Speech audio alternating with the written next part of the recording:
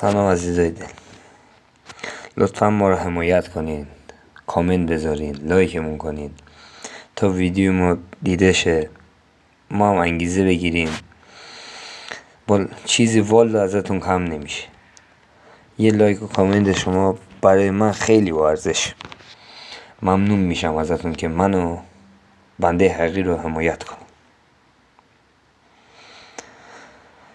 والا یه خارجی بود خیلی حمایت میشد، ولی من یه ایرانی چیزی ازتون نمیخوام. یه لایک، یه کامنت. خیلی سپاسگزارم، خیلی ممنون. اگه میشه به ما انگیزه بدین، یه حمایتمون کنین.